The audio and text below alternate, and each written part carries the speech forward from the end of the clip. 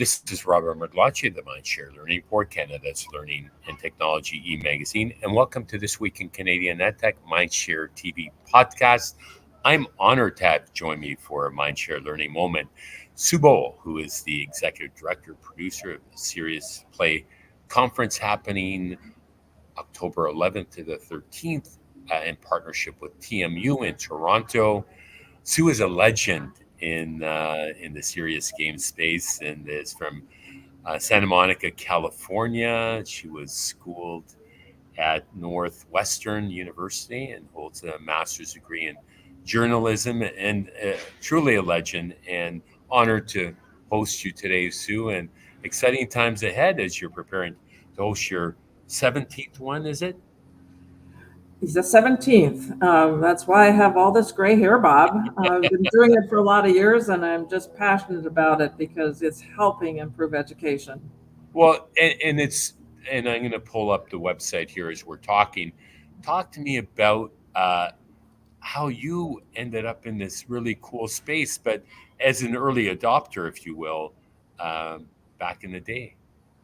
Well, I was a teacher first because that's what a lot of women did as I was coming out of school in the 60s.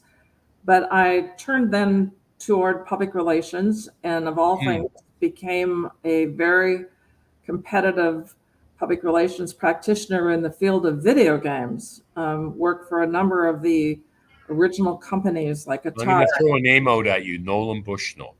Yes, he's a legend far beyond my reputation, but he But started it all. yes, And and I was fascinated by seeing that when I went home after a long day's work promoting video games, that my staff would stay till midnight playing on the conference system games. And I really didn't understand what was the fascination or the addiction, but they were working hard and they loved what they did.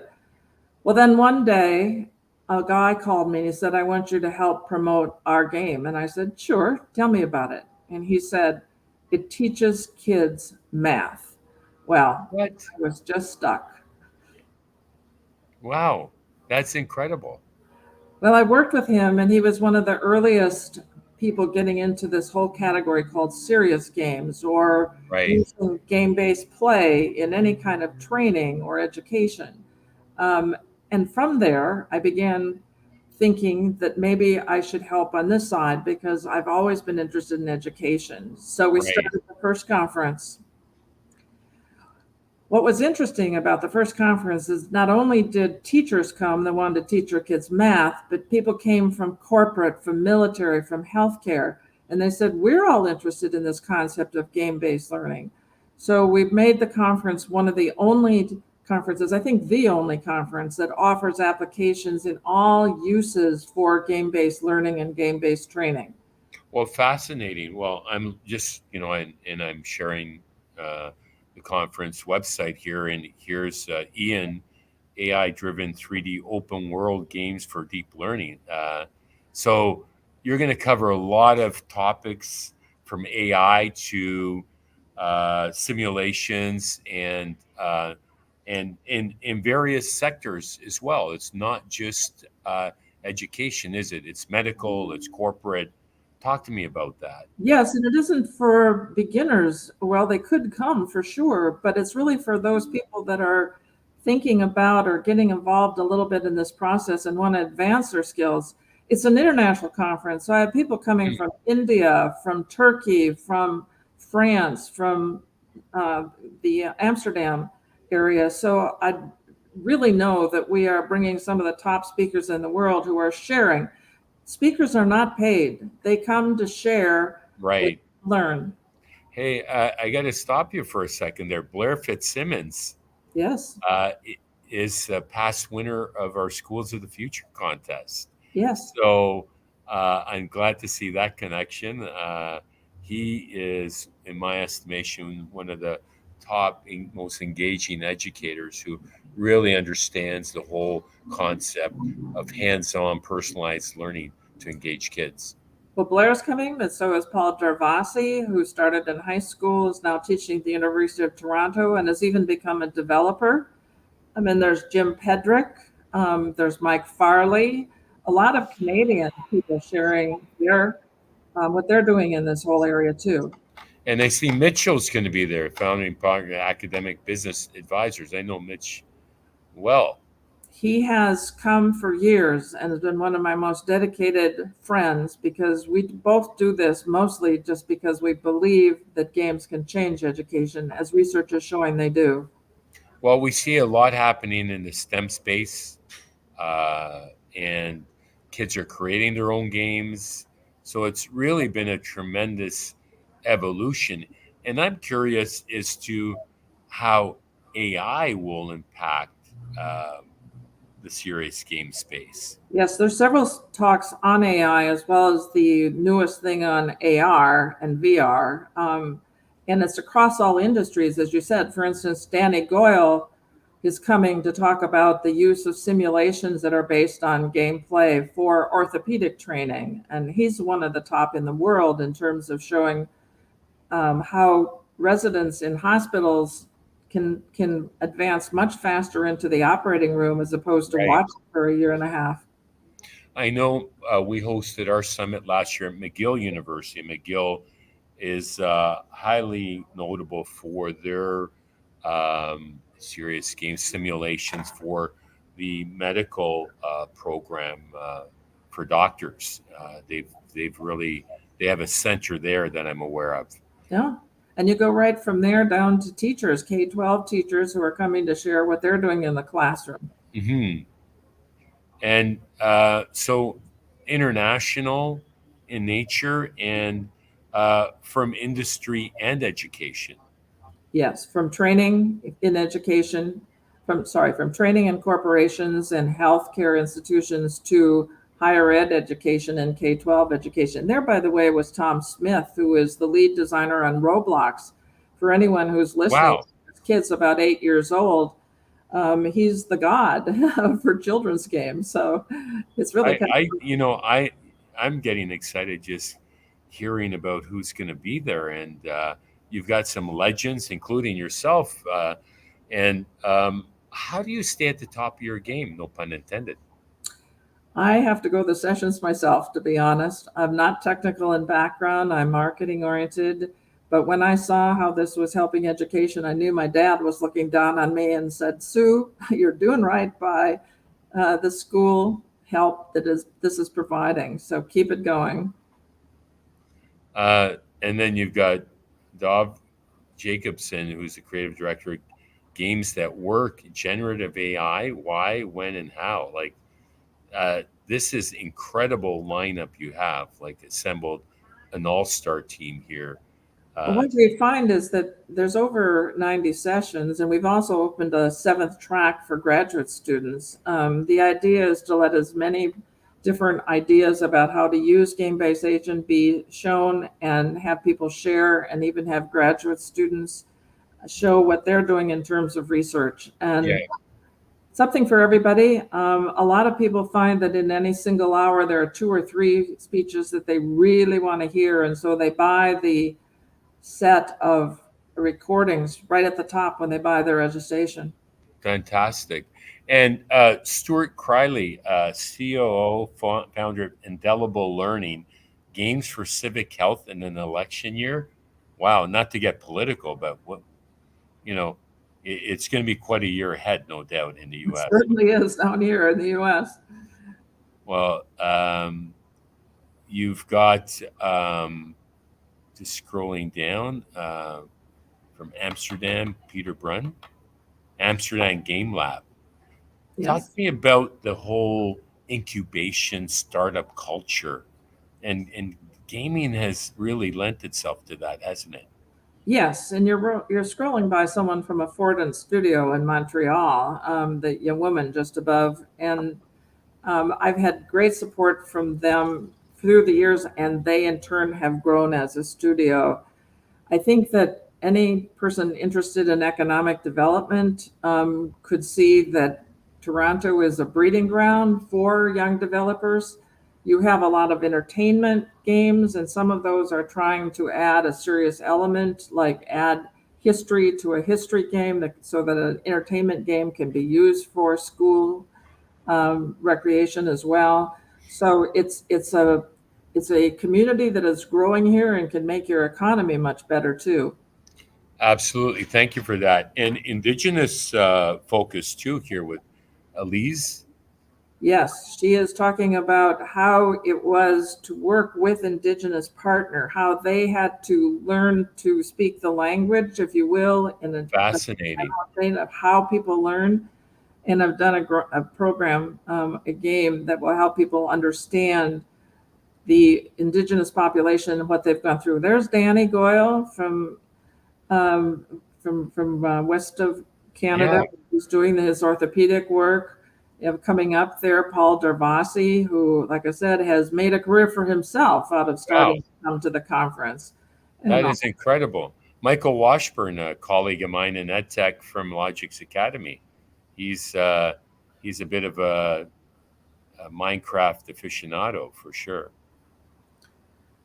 all of these people are, Bernard Francis started in Europe and married someone from Yale. He has one of the finest studios in AR. And there's just basic things like Jamie, you just scrolled by there. Holcomb is going to speak about how to use the Epic um, Oh, right. to do better. So there's something for people that just want to get skills, and then there's people that want to Okay. understand design, and there's just every kind of mixture of person coming. Talk to me about your partnership with TMU because we recently hosted a C21 CEO Academy Summit in partnership with TMU. And I incidentally, just coincidentally, hosted Dr. Lechemi, the president here. He is a neighbor to our workspace. So we were thrilled to partner with them. They were fantastic. The innovative DNA that's kind of baked into TMU's culture is unparalleled. I'm very impressed with TMU. Their facilities are gorgeous, and they have opened their doors to me to help me have a successful conference, helping with logistics and everything else. And I also see that Chris Alexander, who is their new esports and digital media person, is really on the vanguard of what is happening with gameplay. He's a TED speaker. I mean, you have Wow. someone very young that is a TED speaker about what's happening in education. Right. You're really going to have people get excited about being there in the program. I think their program is going to grow quite a good bit, and this will help. Absolutely. And I see NASA, the Director of Digital Education Strategies at TMU, is on the docket here. Like these names and folks are just so impressive and young and more mature and older. So I love the diversity of the folks that you have here in That your one right there, excuse me for interrupting, but yes. Colleen Cleveland, right where you are, is going to talk about teaching a blind person how to do games. Wow. So let's get out there and talk about access down. Let's talk about everything that is happening. There's a guy from MIT. I mean, there's some really prominent people coming. And like this is and there's Jim Pedrick, another ed tech education colleague from Ontario. Well, he's So moved from teaching into a consulting role where he goes in and helps teachers understand how they can be more innovative in their teaching. and he talks about storytelling. Storytelling really is the rage, and leveraging the tech tools to do that today is the icing on the cake, isn't it? Right. To be able to uh, empower kids to take control of the story and put themselves in the game. I think that is something that we're seeing evolving. And what about, I heard more recently, the AI inspired video capabilities where you can literally create an avatar and incorporate a script for for video production on learning. There's some really amazing technology that one of my colleagues shared from the UK that enables you to do that with an avatar. You can customize it, and so the AI piece in serious play is yet to be defined, but the untapped potential. It certainly does. And I laugh because now I have to call on my 8-year-old granddaughter or my 10-year-old granddaughter to help me keep up with things on my phone. And then it's much more difficult when you're really dealing with education and courses. So it's happening, and those of us over 8 or 10 are Yeah. going to have to turn downward for help. So you have an awards program as well that you're recognizing outstanding contributions to the serious game space. We do. We've just announced winners, and many of them are coming to the conference to show their games. And of course, for someone that wasn't aware of the conference or our awards program, we do have an exhibit hall. Okay, fantastic. Being in the exhibit hall is very inexpensive for small entrepreneurial companies.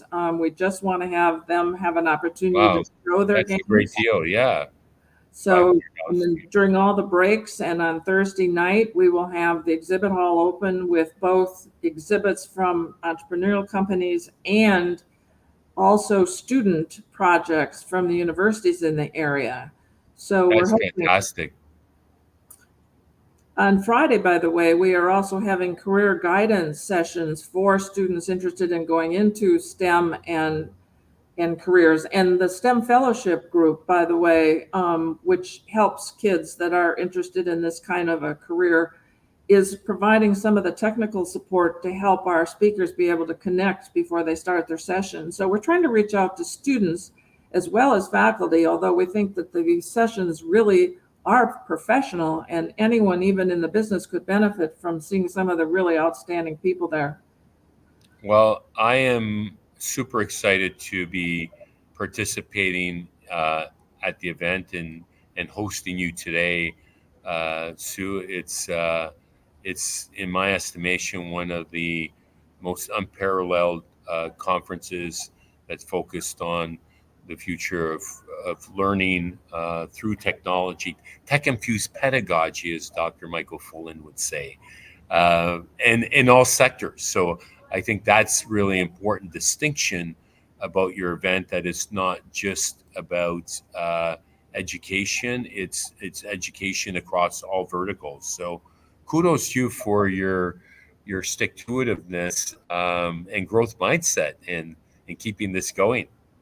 Well, it's important. It really is. Research is showing that the use of gameplay is helping all training, all education, and that's what we should be about.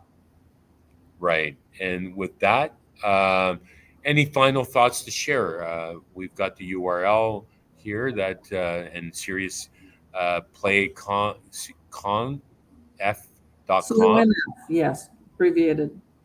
abbreviated. And any other thoughts, final thoughts to share? So I before hope anybody has any questions, just email to me, Sue at SeriousPlayConf.com, or go up to the website. You can find out more information. I'd just love to have more people learn about it, figure out how they can get their bosses to release them for a day or so, and have them show up at the conference. It's for everybody in tech space helping with training or education. And with that, thank you so much again, Sue. That was Sue Bohle, the executive director, producer of the Serious Play Conference happening in Toronto, October 11th and to 13th. My name is Robert Merlanchi of the MindShare Learning Report. Be sure to check out www.MindShareLearning to get your latest issue. And until next time, stay healthy, stay safe, and keep the learning curve steep. Thanks again, Bob.